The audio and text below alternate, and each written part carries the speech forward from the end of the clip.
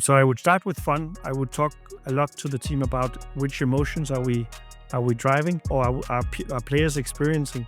Product optimization will come naturally. It's a very mature market, but it cannot stand without the creativity or the fun that carries the whole experience through. I would focus on the fun. I would focus on the emotions that the game gives you. And then I'm a big believer in IP. IPs are the driver of value long term. And there is a reason why it's Fast and Furious 10 and not New and Hot Cars 1. Hey everyone, welcome back to the Speakeasy, where we sit with leaders behind the biggest sports, entertainment, gaming, and music brands globally. I'm Joe Condon. I'm joined by my co-host today, Gabriella. Our guest today is Mathias Gradal Norvik, CEO of Cybo. Mathias, welcome to the show. Thank you so much for having me. Wonderful to have you back. Obviously, we had you at our London show only a couple of months ago, so really good to have you back on the show and the wider tech-free ecosystem. So, Mathias, maybe we always like to start with a bit of background. Obviously, Cybo is where you are now, but I'd love to get a little bit into your journey to getting there. And I know you've been there a number of years now, so we'd be intrigued on, I guess, your journey and whether you always wanted to end up in games. I've always been a big gamer, so I've played a lot. I was a big fan of early console. We didn't have one ourselves, so we would borrow a Nintendo from the neighbors to play Mario. And then I played Street Fighter on a tape recorder and other friends. But then when we got a computer, finally, it would be Civilization and Age of Empires. And then StarCraft, Tekken, and Micro Maniacs were the games that we played the most. But I didn't think that games could be a career. Both of my parents are teachers, so it was zero absence and doing your homework. I happened to go to school with a guy that had different characteristics, Bodhi, who picked up the girls, did all the cool stuff, perhaps also skipped a few classes. So he was very street smart. I was more book smart. And then as I left primary school, I went the trodden path of sort of studying business, going into management consulting and institutional investment. And Bodhi started his own company. I think if you had asked in the primary school years whether Bodhi would hire me, people would have said that's a funny match. But I did smoke my first joint in his backyard, and he also managed, together with Sylvester, the scion, the Bo of Cybo, to not only found Cybo, but of course also create what became ultimately the most viral game of all times, and now also the most downloaded game with 4.8 billion downloads. So my way in was basically through doing what you learn in business school. You should either be a management consultant, investor, or a CEO. I've tried all three. I've enjoyed my tenure at Cybo very much. I joined in 2013 as a consultant and have now run the company for the last 14 years. Yeah, you've kind of alluded to it, but Subway Surfers, obviously it's close to 5 billion lifetime downloads. You're having close to between 100 and 150 million players per month still, 10 plus years down the line. I heard you talk about it as a lightning in the bottle a little bit around, the game and I guess the starting point of the IP. But it's showing no signs of slowing down at all. So I'd be intrigued, obviously you joined just after kind of the company and studio was founded, but is there anything that you can kind of pinpoint, I guess, around the game, or what were the ingredients that made it really resonate with players so much? Yeah, I joined as a consultant the year after launch. So the game launched in 12.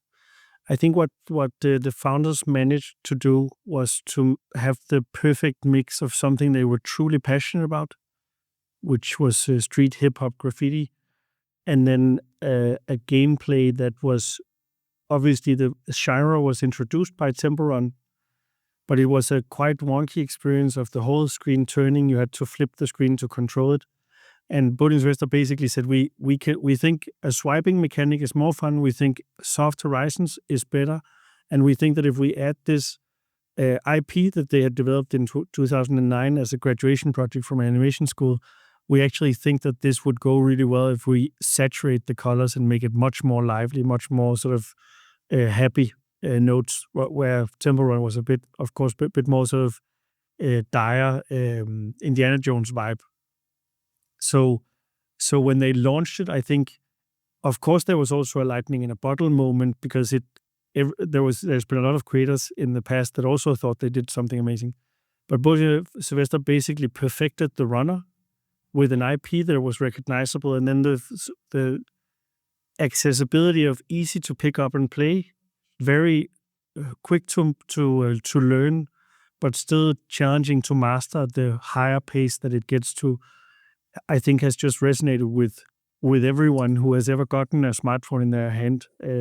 We're played by I would say anywhere from 4 to 45. At some point, it cuts off because it gets a bit too fast.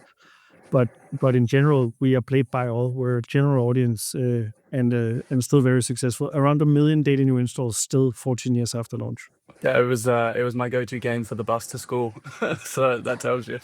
But I guess, you know, because you've had that journey over the last few years, and I guess from that launch moment all the way to what you are now as a, you know, globally recognized franchise, I'm intrigued. Like, at what point, you know, throughout that journey, did it feel like people weren't just recognizing you for the game, but also, I guess, you know, everything, you know, outside of it too? So, at what point do you think it became a franchise rather than just a game? We are first and foremost a game. We have tried different franchise initiatives like the TV show, the other games, and what could we do with licensing. We've tried to become an enterprise that has more entertainment at large. But I think we've also realized over the years, and I'm happy to talk more to that, but I think we've realized that we are first and foremost a games company. We are very recognizable. So people, part of our virality is not just the accessibility and ease of play, it's or the sort of intuitive pick up and play. It's also that over the shoulder, if you pass someone, you instantly recognize that this is Subway Surfers, even though every 3 weeks we go to a new city. So even if you haven't seen that city before, the color scheme and the gameplay instantly connects to anyone who has ever played that I know that game, that's Subway Surfers. Even and this is even though we've had competitors that are going very close and sometimes even too close to copying screen for screen that this is Subway Surfers, then everyone will still say this is Subway Surfers. So and even with someone making very similar games, our gameplay and our control and our tactility of or sensibility of controls means that our gameplay experience is also still superior. The best runner out there is still Subway Surfers, and being able to stay ahead of the curve, pun intended, is is a testament to the team and the fact that we have really crafted a formulaic way of doing a super solid experience in the running genre. I guess it's that DNA. Like, people understand what they're going to get, no matter what city you're moving to or where you go, or, you know, even if it is outside the game, they understand the quality that they're going to get, and, you know, yeah, because of that DNA, they understand. You know, when they do glance over a shoulder, that they understand what it is. So, super interesting. And then I think, to your point, when did we realize? I think there's been several moments in the download charts where the spikes showed that now we are, when the founders launched before my time, the fact that you got to 1 million installs in the first 3 days shows that you are not in your own circle of friends. So the virality was very imminent. Getting to 100 million installs for the first 8 months was a milestone, but still showed that, okay, this is nowhere near the end. So we continued upwards. And then I think there are several moments where you can see that it's being used or mentioned in sort of the cultural zeitgeist that just shows that this lives with a generation that has been brought up playing games or that is using games as a form of entertainment. And we are one of the few, if one of the only evergreens that has done it in a fully viral way. That actually leads quite sort of nicely into what I was going to ask you about, which is like, one, sort of what are the signals that you're looking for that are the hallmarks of that movement, right? That you've moved out of just the gaming sphere into the broader cultural zeitgeist. And then how do you respond to or capitalize or build on those moments of cultural cachet where Subway Surfers is, you know, has moved beyond? From the get-go, the founders was very interested in also having Easter eggs. So our one character is inspired by the Fresh Prince of Bel-Air, or we have characters that resemble some people that they knew from their childhood, or leaving Easter eggs in the environment. So they were always thinking that this could be more of a cultural sort of phenomenon, because in 2012 you have to remember that kids didn't have smartphones. So this was a game made from adults to adults. And it was also not that mainstream to be hip hop or graffiti.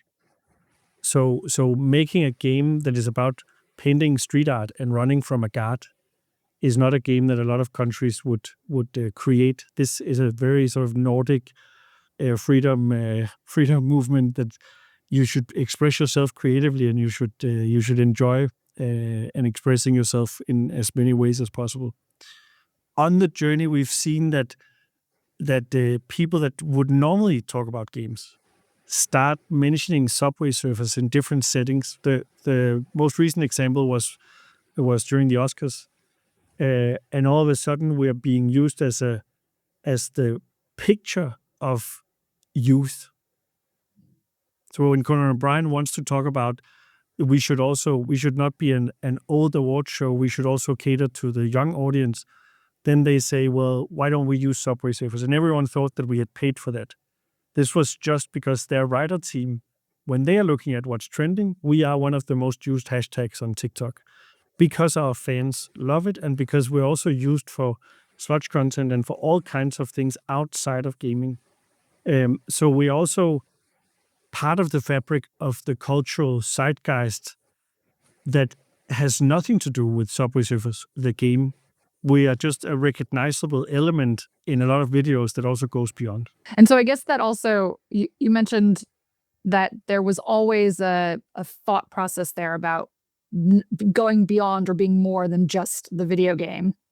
But how is that, or to what extent has it shifted the way that you define what Cybo is? Like, do you see it first and foremost? I mean, you mentioned when we started that you're a game studio, you build games, but you are also an IP owner and you're an entertainment company, and you're pushing cultural boundaries. So how do you sort of define the company now, post this Oscars moment versus what it was, when you joined in and when it was really built around the game?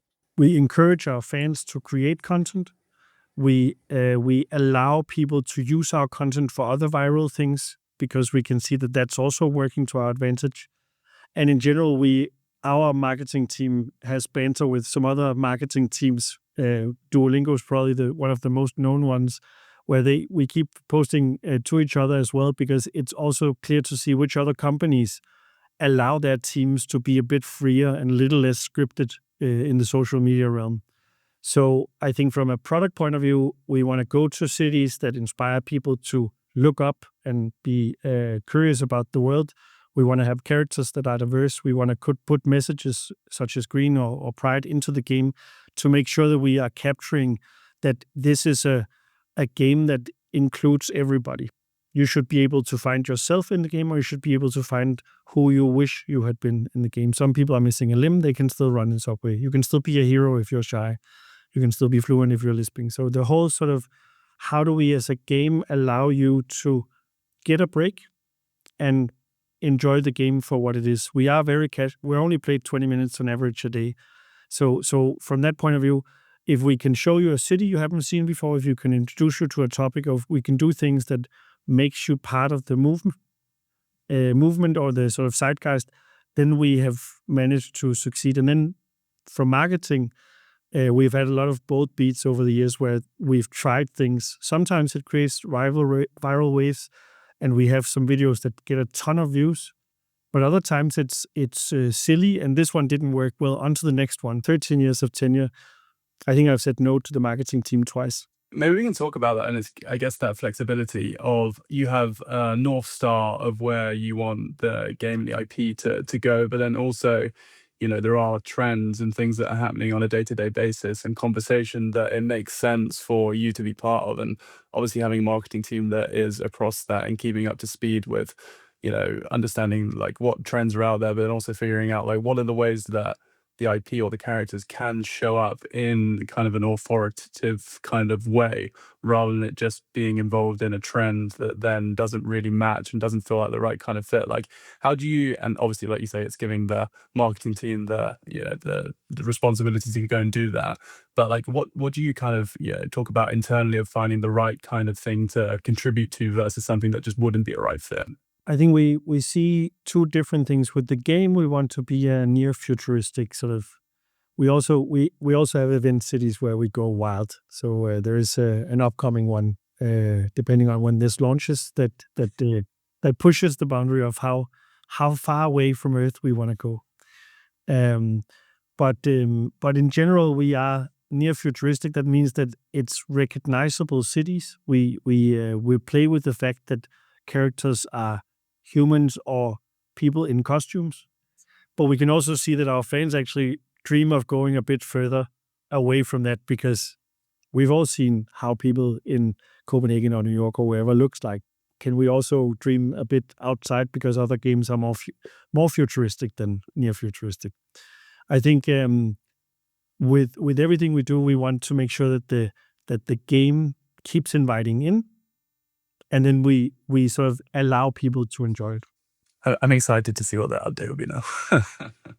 You touched briefly on sort of TV series and other ways that the IP are showing up. I'm curious, in terms of the animated series, what was the sort of strategic thinking behind that? Like, how did you sort of decide, okay, we're going to do it this way versus another way, or use a certain style of animation, or, and you mentioned that the founders have, this was born of an animation degree, right? So like, they're obviously thinking about the medium, right? Because I'm always fascinated by the medium, how the medium impacts the storytelling, and how the medium impacts, the engagement, right, from a fan or from a game player. So that part one question. Part two question being, then what were the metrics that you were going to use to measure that success? Because obviously that's going to be different to the metrics you're used to using to chart the game's success. Yeah, I think we unfortunately ended up sitting between two chairs. So it was clear that the founders wanted something edgy, cool, hip-hop and graffiti. Some of the references for that is Rick and Morty, Simpsons, sort of South Park, edgy swear words, and some more sort of real conflict. But at the same time, they also had a big ambition to do licensing. And the older IPs or the older properties in target audience are not monetizing on merchandise. So Adventure Time and other sort of 7 to 11 was also a reference. I think our show landed closer to that. It's a fun little experiment. We did 10 episodes first. It was clear that if you remove the full graffiti part, and you remove the swear words, and you remove the things that you would anticipate from a street IP, then it became quite kiddie. And that meant that what people liked the most from the first 10 episodes was actually that there was a bit of a mystery element with the mystery train. And therefore, the 11th episode that we made later, all together with Bardell out of Canada, was a bit more mysterious, and people loved that it at least wasn't too kiddie. But at the same time, I have always been sort of, I wish we had done something that Into the Spider-Verse was a reference later, that I thought that's the perfect balance of PG-13 that pushes upwards and is more aspirational. So I think we came out with something that definitely explains the characters a bit more and had some fun aspects, but it lacked what I think make us very, very unique in the space. And therefore we paused the project and said we have to wait until we find the way of storytelling that fully fleshes out what the IP should be, and not try to sort of repair on something that we did, which was a halfway house. It's so funny because I was just speaking with somebody about the sort of acidy trip cartoons of my childhood of the 90s, of like Cat Dog and like Powerpuff Girls and Rocko's Modern Life, and these cartoons that, were in that halfway house, but in a way that fit. Like it does that thing that you're talking about, which is it broadens the world, and it makes it allows the characters to feel alive in a different way. And so I'm curious, like, when you move beyond the game and you start doing integrations into like other platforms, do those mechanics then impact the storytelling that you're trying to do separate to like a TV series? Like if you're doing like TikTok or, if there was like something like that where you're trying to, like even Instagram versus TikTok, right? Like those skew in two very different ways with very different demographics. So does that impact the way that you sort of think about your storytelling? TikTok is a great example. I think the marketing team has two tiers or two ways of producing TikTok content. One track is very gameplay related and make sure that we also remind people that this is not just a silly meme. So some properties that went all in on TikTok all of a sudden almost lost their own storytelling because it became only that screenshot or only that one element. And we wanted to make sure that we also still feed that the core experience of Subway Surfers is the mobile game. We also want to be played on web. We also want to be, once we find the right story to tell, we also want to be a movie. We also want to be other things. But on TikTok, we want to make sure that gameplay is part of our posts. And then, because that's also a call to action back to the App Store. For the other track, that's very much the viral beats of whatever is trending today. Why don't we also do something with that? That has been with celebrities that we sent teasing love to, or it's been with other brands, or it's been with Squid Games came out, and then they made a honey cake with the Cyber logo, or with the Subway logo. Stuff that is also a way of showing appreciation for other IPs, but at the same time sharing that this viral zeitgeist can lift all boats. One of the things that this has led quite nicely into is you talked about how in your tenure you've only said no to your marketing team maybe twice.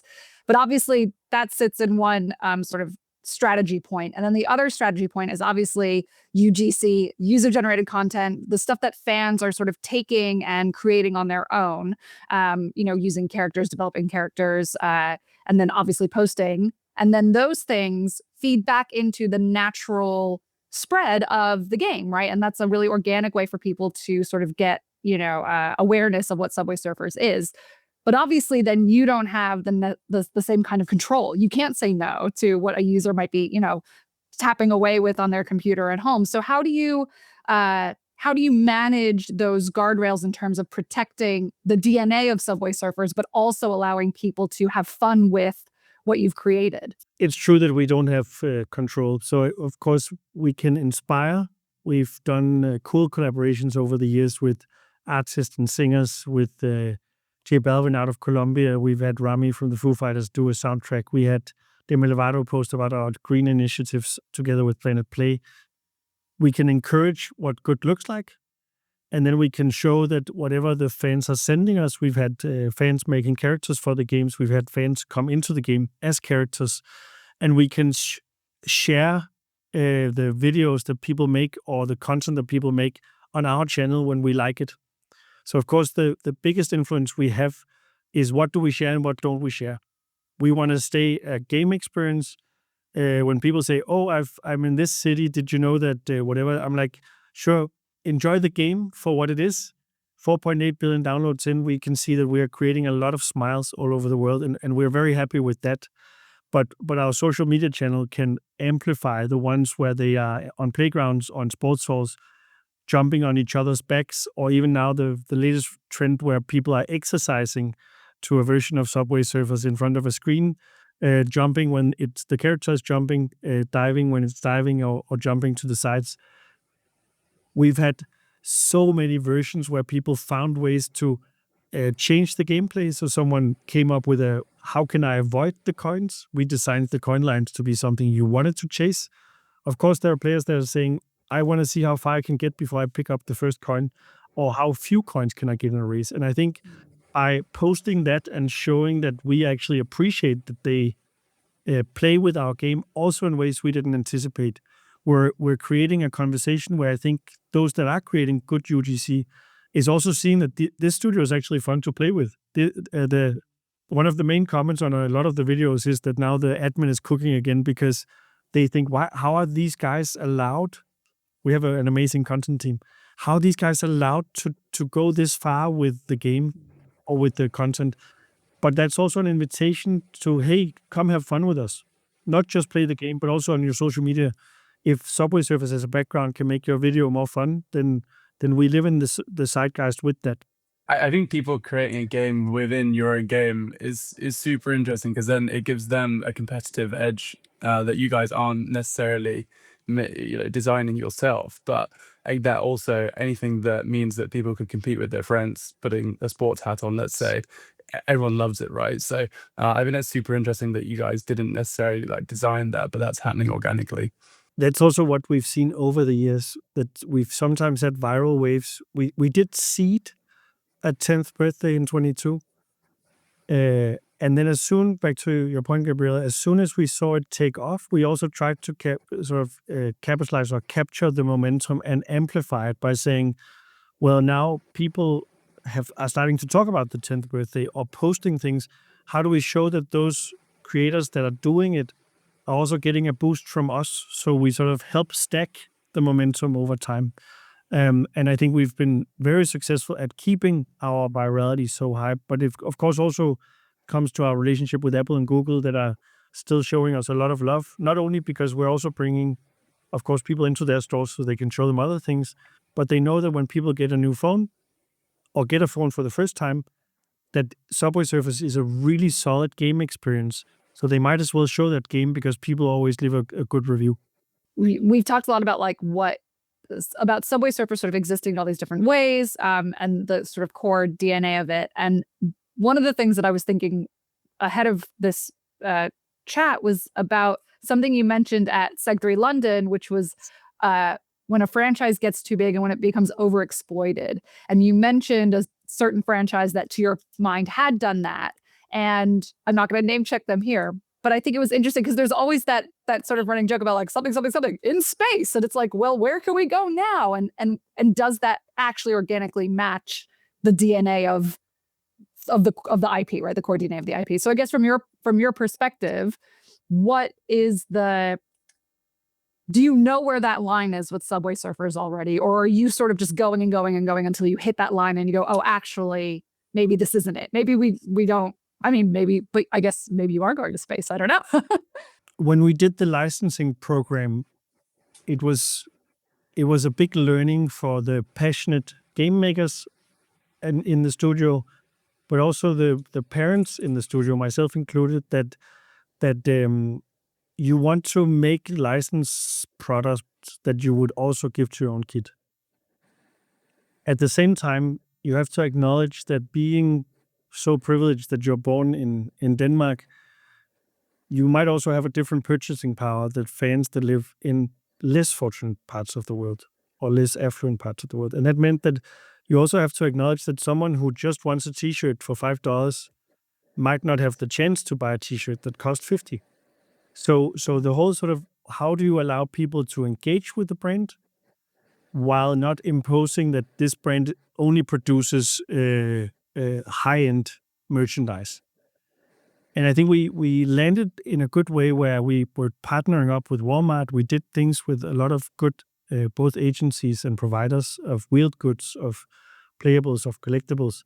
But we could also see that since we are not people's primary game, it's not the IP that they necessarily wear as a proud player.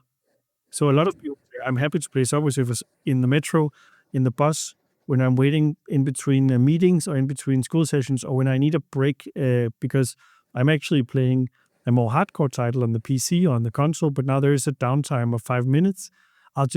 This is one of the games I come back to because it can also always be paused, and it is just a fun experience. There's no pressure from other players or sort of, how dare you log off or you destroyed the session. This is just you having a good time. So I think so we definitely found some learnings in that experience of what can the IP hold, and how are we delivering that experience in a way that is true for the fans. I think the learning we also got was that the over exploitation, as you asked for me, comes if the new feature or the new thing is not adding value for the players or the fans of the franchise, but just seems like a needed thing to monetize on the side. So the IP doesn't really matter, but if something just is about changing which vehicles can then sell next, then that becomes not necessarily additive for the narrative or for the storytelling or for the connection with the characters in the IP, but it feels like, well, sure, we can start selling whatever is the next iteration of this, but wouldn't it be more fun to dive deeper into the emotions of the IP or what makes this IP tick? So I think for us, we stayed within our own wheelhouse. It was street and graffiti, it was apparel, and it was back to school that we tried. But it's also clear that we need, if we ever do licensing again, it will be on the back of a movie. It will not be trying to see if a game can sustain licensing in itself. Maybe we can talk around. Obviously, you've got a huge hit of Subway Surfers, and I'm intrigued. Obviously, there's a thing of managing a franchise, but then also, I guess, new kind of bets and new IP. So I'm intrigued. Like, I guess the dynamic internally from your side around having like one breakout IP or franchise, and then whether that does that add a layer of complexity and bringing something new to market. And then obviously you've had other titles, so Blades of Brim, you've launched Subway Surfers Cities as well. So I'm intrigued like the dynamic between them as well, and I guess how one game contributes to the other and how they all work in harmony within the studio, let's say. So two things. I think one is that we have amazing artists at Cybo. So of course some of them over the years have said, now I've worked enough in this one IP, can I be part of creating a new one? I think that makes a lot of sense because it's also a new ground to break to figure out what could another IP be. Just because you have a blockbuster doesn't mean that that's all we do. At the same time, every other studio is saying, why don't you make more just in Subway Surfers? Because if we had that virality, we would try to make more products within that one IP. So we have over the years tried with a couple of puzzle games that were not as successful as we had hoped. It was more test versions, but they were, or not test versions, but they were versions that would show whether we could break into puzzle. And we are first and foremost a runner title. The players and the fans we have expect action and movement. And I think that's more within the realm of what we want to explore going forward. Because having such a breakout hit also means that we wanted to see with Subway Surfer City, can we make something else in the runner space that stands out? And it is additive to our revenue. But we're also trying to figure out what is the right shape of that game, because it's not cannibalizing Subway 1. Subway 1 is still doing phenomenally. But it can also do more than what it's doing right now if we find the right shape of that. And then we have Blades of Brim, which was our proud launch in 2015. We had Global Editor's Choice. We were extremely proud to launch what we thought would be the next generation runner, and showing that you could have combat and combos in a runner. It's still one of me and my son's favorite runner games. It still has enough fans for us to keep alive, and we can also test things in it. So before we put things in Subway Surfers, we also tested in Blades of Brim. But that game ended to be not runner enough for the runner audience and not combat enough for the combat audience. So the thesis of having something that was a bit of both, I don't think held. But it's still a beautiful game, and it has a lot of Cybo DNA in it. And I'm intrigued because you kind of talked about City, you've obviously got Surfers as well, and I guess what the audience wants or expects from those games. So obviously maybe Surfers is a bit more, as you say, you're in between stuff, whereas City is perhaps a bit more of a long-term endeavor, let's say. So how much has there been a crossover of audience? Obviously the people that love and appreciate the IP and want to test new genres and games within the kind of studio. How has that impacted, I guess, like from new players that are perhaps, I mean, I'd be surprised if they're only discovering City and then going in the other direction to surfers. But is that something that you've seen? And I guess, is there an education piece that starts here that then has to bring them over to surfers, and I guess vice versa? The cannibalization has been very low, and I think the reason why that is that Subway Surfers 1 is a very casual experience where the players who enjoy it month after month or year after year actually has it almost like some sort of zen. And for those viewers or listeners that thinks it's too fast or glitchy, that's when you get good enough, then there is a music to the flow of pace. So you start recognizing elements, and you start having a more of a musical experience, I would almost say, of playing with the environment. The challenge with Subway 1 is that you can have endless runs. So once you start mastering that balance and those controls, if you make a high score after an hour, then the only way, once you've maxed out all the metrics, the only way to beat that high score is to play an hour and 5 minutes. So what we're working with in Subway 1 is to figure out how do we also make the more hardcore players enjoy a short session. So they are not just playing to beat their own high score. Because once you set a very high score, it takes that plus 1 minute to beat it. With Subway City, we wanted to make a game that was more in depth, to allow players that actually wants to upgrade or wants to choose a character and equipment with skills, or to make this run more intentional, that this run have more finite runs and have more things you can choose that affects the gameplay later. And I think we've made it a big part of that way, but we haven't fully crafted an experience that then live that entire player fantasy. So I think they can live next to each other. Subway 1 is still the viral engine. It's still the flywheel of constantly bringing in new users, and we are still getting a ton of feature of that. I think the reason Apple and Google love City as well is that it's stellar art. It's the high end. It's super polished, and it's a super well-designed game experience.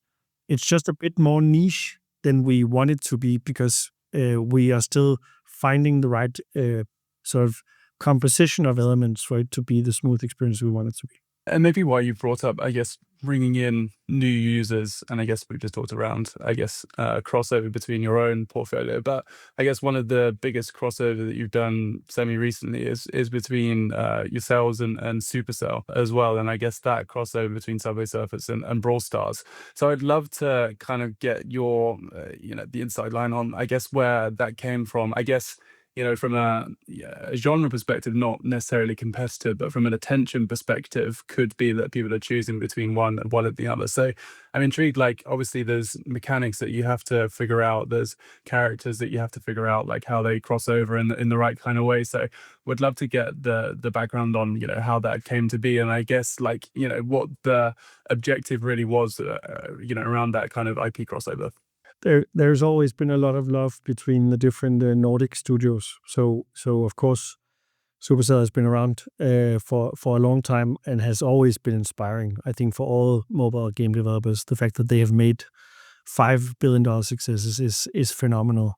And I think being one of the most viral games, it's obvious that we could partner up with a lot of products. We get an increase of people wanting to pay to be in our products, or people writing us that they hope we want to pay because they think we need virality. And we can sort of in a very friendly way explain that we are the most viral game. So we're not lacking downloads, but we're happy to partner up with them if they see value in our player base as well. But the best collaborations we've seen over the years have actually been with gaming studios, where the game teams are inspiring each other and where the marketing teams are excited to see where could this go. We did it with Crossy Road. We've done it with Angry Birds recently, Angry Birds 2. And then, of course, last year, the biggest activation that we had, and I think the biggest collab in mobile gaming history, was between Subway Surfers, the most downloaded game of all times, and Brawl Stars, which was one of the most played games last year. So the hype of seeing Subway Surfers in Brawl Stars And I can tell you that it was also pretty cool in my son's class that we made our game in the game that they were all playing. Um, it's sometimes cool to be the cool dad, but also having Brawl Stars characters come into our game in what we called Showdown, like a PvP experience, was an amazing experience. The game teams loved working with each other. We had to amend a bit because, of course, we don't have dynamite or shots in our game, but we do have paint. So making some of the things a bit more paint gun or paint bomb made it still visible that this character throws something and it affects the environment. But we have no violence apart from bumping into a train and ending your run that way. I think it's called mild infrequent game cartoon violence in the compliance world. So we saw with Brawl Stars that the audience of both games loved that we were bold and that we went all in. It's the biggest collaboration that Brawl Stars has done as well. And our numbers normally in September are the lowest. That's the lowest month for most gaming companies because people come back to work, come back to school, there's new habits forming. But this was the best September we've ever had, and it was actually one of the highest months of the year. So we could see that the audience also really resonated with being able to play their other game in the one game. So it was a perfect matchup, and we were very happy with it. That leads quite nicely into my question, which is, so you said that was like an incredible month. What do you do with everything that's happened in those 4 weeks? How do you take all of those, like the new players that have discovered you through this other game, and then funnel them into your sort of ecosystem more long term? The key to that is retention. So the one metric that matters, I would say, in mobile games especially, is are you able to retain the players on day 1, on day 7, on day 3? We also have some elder players that have been with us for a very long time, but the immediate experience of now I've played this update, do I come back the next day or do I come back the next week? Or when you push an update where this is no longer the theme, am I still enjoying playing it? And of course, there is some drop off because the excitement about a collaboration is also lowered after. Or people say, can you keep that? Because that was my favorite feature. At the same time, we do have a very solid game that also caters to some of the same things. But of course, it took us some months to be ready to have a showdown without the Brawl Stars because we were also learning that, okay, this is really activating some player behavior that we like. How do we make sure that we can offer that even when we are sort of saying adieu to the Brawl Stars characters? So it was learning that we can capture that momentum and we can invite the players into the pure Subway experience afterwards. But of course, also then what comes next? What could we do with another game studio, another IP that shows that we're fun to play with? So we've gone through a lot in this chat. It's been super interesting, and I feel like I've learned quite a lot. And obviously, you've had so much experience working in this space, and things, as you said, have changed so much since you first started. You know, when not everyone had a smartphone in their hands, you know, in 2012, 2013, and now it is prolific, right? So knowing everything that you know, having done all these experiments, some more successful than others, if you were starting a new mobile first IP today, what would you do differently? What would you sort of, focus on? What would you maybe save for a later experiment? I think the core of any game, and that hasn't changed, the market has matured dramatically over the last 14 years, and the consolidation is very real. Basically, all countries in the world are making more money on games than they ever have, but with fewer studios and fewer IPs. So it's a tough time for the industry. At the same time, it's never been more profitable. So there's a mismatch between creative ambitions and corporate reality. I think if you started a new studio, it hasn't changed that the core of any game is whether it's fun. Fun has to come first. It's so telling that when you hand a game, like a prototype or a game to someone, whether they say, "Oh, that's fine, thanks," or whether they say, "Can I try again?" So the first sort of, is this making people smile and do they want more, is the only tell that matters in the beginning. Then I think the industry has learned a lot and is a lot better at segmenting and testing and doing things. So the product optimization post or the testing before launch has professionalized insanely over the last 5 or 10 years. We don't know nearly enough or as much as we would like about how we could cater to small pockets of our players, because we have a massive player base and we are serving them with a relatively similar experience globally.